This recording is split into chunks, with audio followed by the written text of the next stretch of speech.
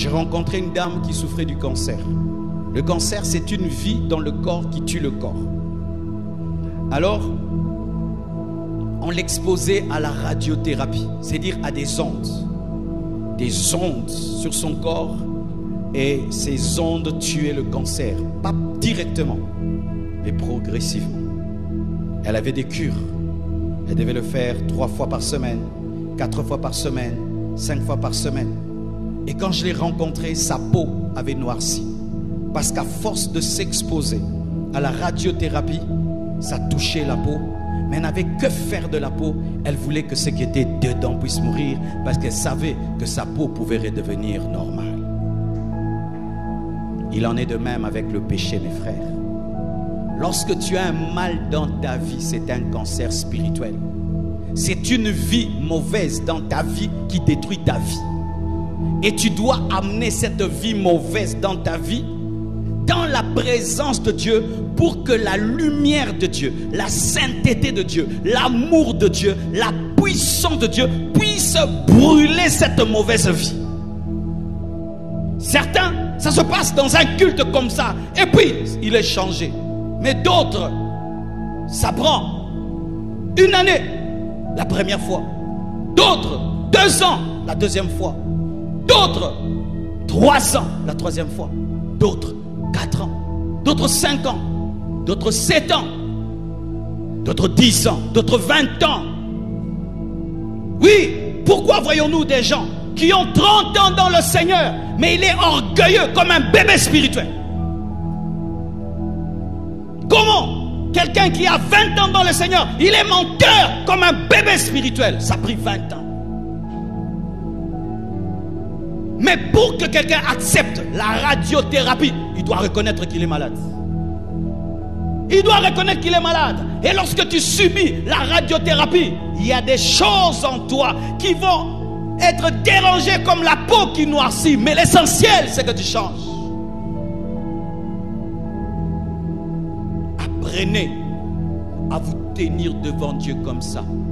Mais pour que Dieu brûle le péché. Pour que Dieu brûle le caractère. J'ai aimé le témoignage de mon aîné, le pasteur Roland Dallot. Il est allé quelque part, il a prêché. Et un homme venant des villages a prêché aussi. Et Dieu l'a utilisé plus que le pasteur Dallot. Et le pasteur Dallot reconnaît qu'il avait ressenti de la jalousie. Et quand il est rentré dans sa chambre, il a pleuré sur sa jalousie. Il n'a pas pleuré sur la grandeur de son ministère.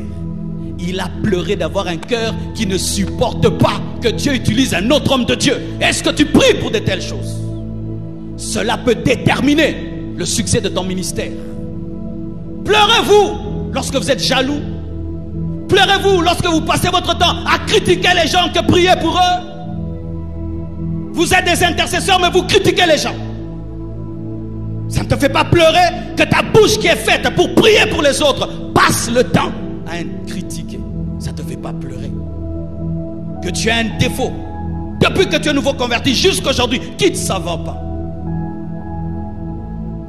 La présence de Dieu n'est pas seulement faite pour nous donner de l'argent, pour nous donner l'onction des miracles et des prodiges. Elle est faite aussi pour nous changer et pour révéler à quand, révéler le lingot d'or, révéler la veste de Shinéa. Frères, sœurs, pour certains, ils ont fait la photothérapie pendant des mois, la radiothérapie pendant des années. Et tu ne dois pas arrêter jusqu'à ce que tu changes. Et voici ce qui arrive.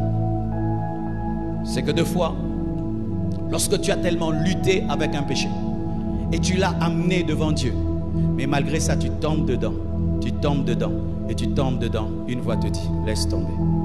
Laisse tomber. Tu as prié, tu as pleuré, tu as gêné. Tu ne changes pas. Ce péché-là est trop fort.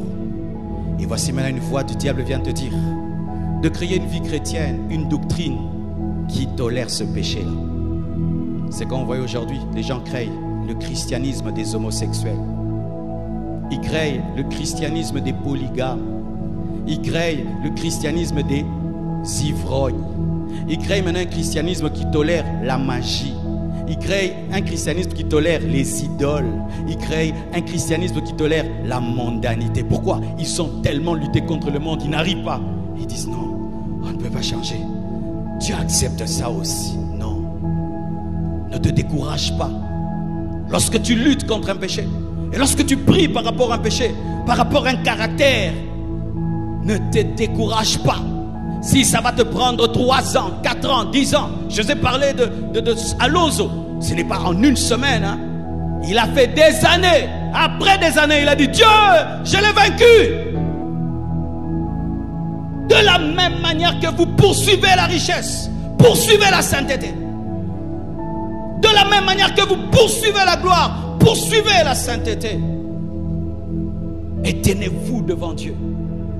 Quand vous sentez le mal en vous, agenouillez-vous devant Dieu pour qu'il puisse mettre le doigt sur le problème. Lorsqu'Ésaïe est venu dans la présence de Dieu, il a vu les séraphins, waouh! Il a vu Dieu assis sur un trône élevé, waouh! Mais il n'a pas seulement vu que ça, il a vu aussi qu'il avait des lèvres impures. Ton problème, c'est que tu te concentres sur les séraphins.